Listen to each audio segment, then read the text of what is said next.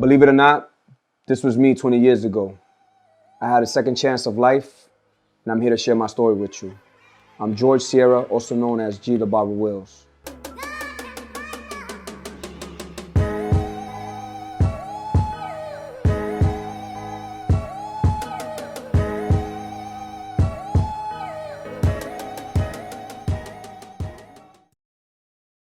May 2nd, 1994, in Bristol, Connecticut, at the front steps of the courthouse police department, I got gunned down, shot 6 times in front of my mother at the age of 17. Gang related, it all started from me having a dispute with a rival gang member. After the dispute, we ended up into a physical altercation. Sheriffs at that point not only removed me, my mother, and everybody else that was involved. As soon as I stepped outside, there was a gentleman crossing the street running towards me, gun pointing at us.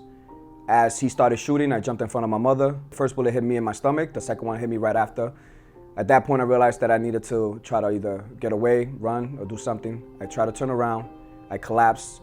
The individual just ran up to me, shot me 4 more times, and continued running. Being in the wheelchair at the age of 17, it's not easy. I think being in the wheelchair, period, it's not easy. Anybody that's actually have the taste of actually walking around and having the freedom and just taking it for granted of getting up from your bed, running, walking, jumping, all that good stuff, is definitely not something to swallow. I didn't know how to deal with it. I was definitely confused, scared, frustrated, angry, mad. I had all these emotions going on in between. And as I sit here and I think about it, you know, it was definitely something that I don't know how I was able to overcome. The one thing that made me realize that the gang life was not for me or for anybody else, but in particular, my lifestyle, it was my daughter. At the age of 17, not only I had a tragic accident and I ended up in a wheelchair as a paraplegic at a young age, but I also became a young father at the age of 17, which, you know, it was a sweet and bitter type of year for me. 1994 was definitely one of those roller coaster rides for me. And to this day, that's been my rock and will continue to be my rock. And that right there was one of the things that made me realize that as a father, as a man, I needed to make some decisions. And when I got put in the chair, you know, my whole family that was around me at that time decided that was just, they had enough. So some of them picked up and left to New York, some of them picked up and went to Massachusetts. So I was able to go to Worcester, Massachusetts, and, you know, start a new life, not only for myself, but for my daughter.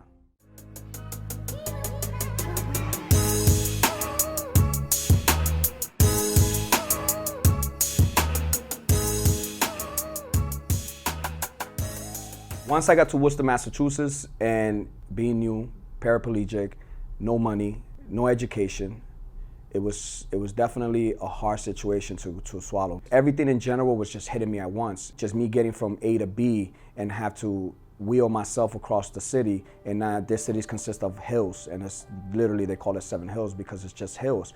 And I remember in the middle of a snowstorm, me getting stuck on the sidewalk, individuals pulling over, people that didn't even know who I was, but they just seen this gentleman in a wheelchair, this young teenager in a wheelchair, getting out the car and helping me to get on the street because I was stuck, and I would sit there with frozen hands and frost bites in my hands and tears coming out my cheek because I was embarrassed, you know, going through an emotion that I didn't understand. I couldn't help myself. I felt sorry for myself, and I felt degraded. Looking back into that right now, the struggle that I went through being in Worcester, it was probably the core of me changing my life, because it's really where I get my courage from and my strength from everything that I've gone through. There comes a time in life that you have to make a stand, and you got to decide, is it today the day that I'm going to decide to make a better life for myself? And there was a moment there that's where it happened.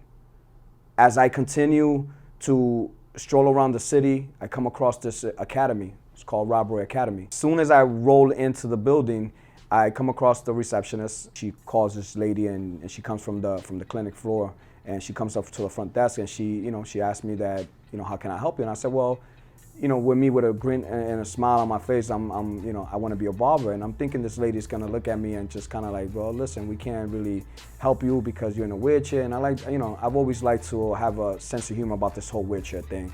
It's one of my tools to get through life and kind of like just have fun with it. She was very, very quick to respond, and she said, okay, you know, you want to be a barber? I'll definitely we could see what we could do. So I looked at her kind of confused because I'm thinking this lady, the first thing she was going to tell me was that she can't help me, that, because I'm in a position and that I'm in a wheelchair and I can't stand up. And in my mind, barbers need to stand up and they stand all day. So my question to her, now I'm looking confused and I'm looking at her like, but I'm in a wheelchair. And she said, yeah, I know you're in a wheelchair. But it's one of those things that if you want something in life, you can make it happen. We sat there for like 2 or 3 hours and she would not let me go until she figures out, like, listen, this is what we're gonna do. She grabs a chair, she grabs 2 yellow phone books, she grabs one of her husband's, I think she had like a hunting pillow that it actually warmed up. And it was funny because she put those the two yellow pages, wrapped it around with the cushion, so it gave me about 4 feet of height, which I had to transfer from my chair onto the chair. And it gave me the height that I could get behind the chair and kind of be able, the chair enough was wide enough that it would give me the stability for me to sit there. So it wasn't skinny enough, it was high enough, it was actually perfect. The only concern was that after a while, I think a couple of months into it, I realized that every cut that I was doing, every time that I sat in this chair, I was sweating. And I thought it was just because I was cutting hair, but come to find out that the pillow that she used was a hunting pillow. So those hunting pillows throw heat. So it was a joke after that because, it was one of the things that, even though she improvised it, that became one of my biggest tools how to overcome my situation in the academy. And, it was definitely, looking back, it was the beginning of me doing what I do now.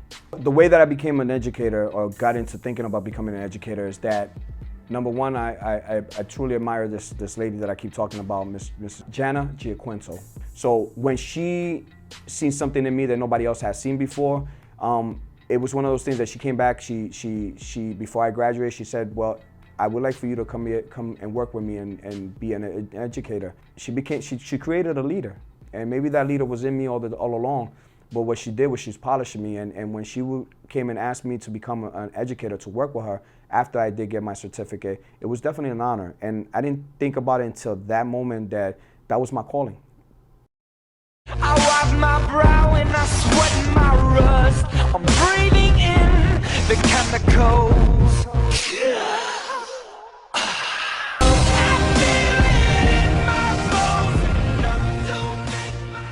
20 years in the chair, 17 years as a professional barber, and right now, I'm part of the state Massachusetts Barbering Board. I'm a state evaluator.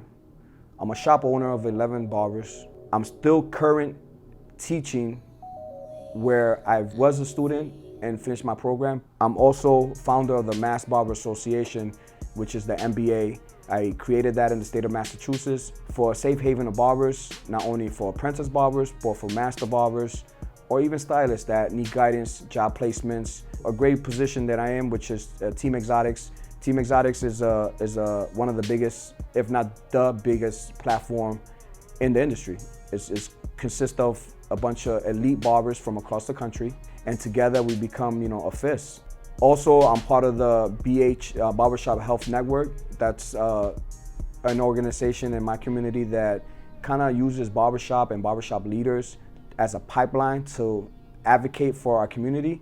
And that organization is awesome because that right there, what it does is help our men to not only educate themselves in health, but give them the resources to find that help. As of right now, January 6th is the Jorge Sierra Day in Worcester, Massachusetts.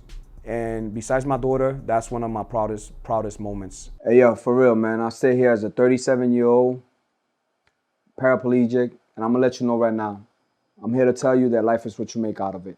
Anytime you wake up in the morning and you let anybody or anything take you out of track, you're the one with the issue. Anytime you're having a bad day, I want you to think about me. Anytime that you feel doubt in yourself, I want you to think about my story. Anytime you feel that sorry for yourself, you feel that life is not fair, anytime you feel that the struggle is too hard, I want you to remember George Sierra, Gilo Barber Wills. You make decisions, and I chose to be a better man, a better father, a better businessman, a better individual. Let me give you a secret. I forget I'm in a wheelchair. Why? Because I don't see myself in that wheelchair. I see myself like anybody else. I'm just the same as anybody else. I work hard, maybe even harder than some individuals that don't have a physical handicap. I want you to be able to see through my eyes, through my story, that at the end of the day, there's always hope for tomorrow. I've been in the making for the last 20 years. But do you think that life stops for me right now? No, my next chapter, the next time you see G the Barber Wills, I will be walking. I will be telling a whole different part of a different story of my life.